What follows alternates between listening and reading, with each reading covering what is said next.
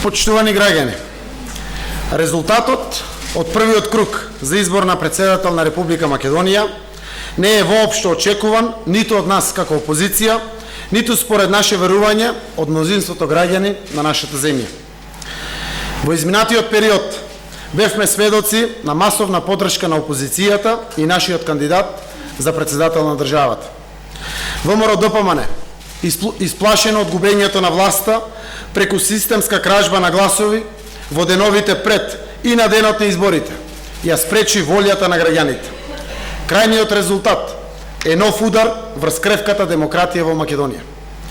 Но граѓаните на Македонија ја знаат вистината.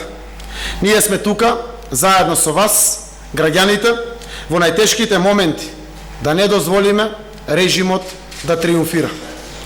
Овој срам во првиот круг од изборите нема да дозволиме да се повтори во вториот изборен круг. Ова е срам за оваа режимска власт и само ја покажува нивната вистинска слабост.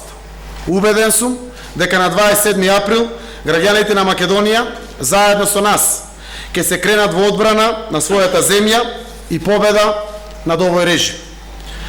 Во вториот круг ќе имаме сосема различни резултати. Ќе бидеме уште помасовно присутни на избирачките места, а во меѓувреме ќе бидеме насекаде низ Македонија заедно со граѓаните. Нема да дозволиме демократијата во Македонија да биде прегазена по кој знае кој пат.